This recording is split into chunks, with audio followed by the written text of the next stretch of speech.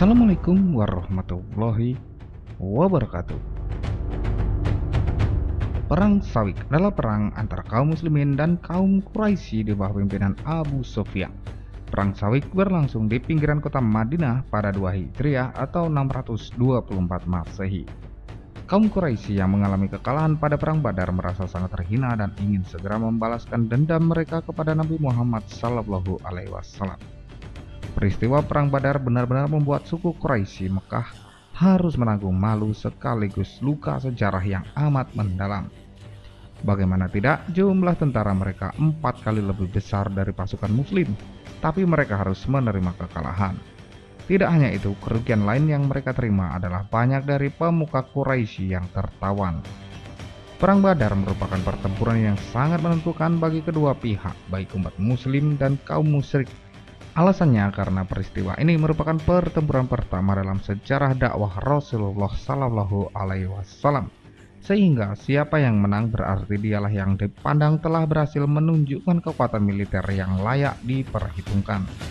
Sementara mereka yang kalah akan menanggung malu yang sulit dilupakan. Karena alasan inilah, luka kekalahan perang Badar begitu membekas bagi suku Quraisy dan membuat mereka tidak sabar untuk melakukan balas dendam dengan persiapan yang lebih matang. Seminggu setelah perang Badar, mereka membuat kerusuhan di Gunung Maib yang terletak 12 mil sebelah timur kota Madinah. Abu Sufyan bersama pasukannya keluar dari Mekah secara diam-diam dan melakukan pembakaran terhadap kebun kurma milik salah seorang masyarakat Madinah. Siasat perang yang dilakukan oleh Abu Sufyan adalah dengan merahasiakan kedatangannya ke Madinah, sehingga umat muslim tidak memiliki persiapan apapun untuk melakukan perlawanan. Bersama pasukannya, Abu Sufyan hanya berhenti di daerah Najib yang berjarak kurang lebih 12 mil dari Madinah. Di daerah ini, Abu Sufyan meminta untuk menginap di rumah Huyai bin Akhtab. Namun karena ketakutan, Huyai menolak persinggahannya. Abu Sufyan pun mencari tempat peristirahatan lain hingga sampai di rumah Salam bin Mishkam, pemimpin Bani Nazir. Di rumah itulah Abu Sufyan bersama tentaranya bisa singgah. Dengan mengambil jarak aman, demikian Abu Sufyan dan pasukannya belum diketahui keberadaannya sejauh ini. Abu Sufyan kemudian mengutus beberapa tentara untuk menyusup ke wilayah Al-Arid, sebuah daerah di Madinah. Di daerah tersebut tentara melakukan kerusuhan dengan membakar kebun kurma dan membunuh orang Ansyar serta rekannya yang mereka temui. Selain itu, Abu Sufyan dan pasukannya juga melakukan pembakaran terhadap rumah-rumah penduduk yang berada di pinggiran Madinah. Dalam insiden ini, Ansyar Sa'ad bin Ammar dan pelayannya terbunuh oleh Abu Sufyan.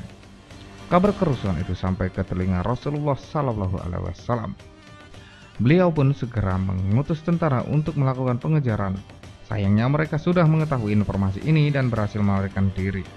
Sebelum kabur, mereka sengaja meninggalkan bekal berupa sejumlah karung gandum agar tidak membebani saat lari. Dalam bahasa Arab, gandum disebut dengan sawik, yang kemudian dijadikan nama peristiwa ini.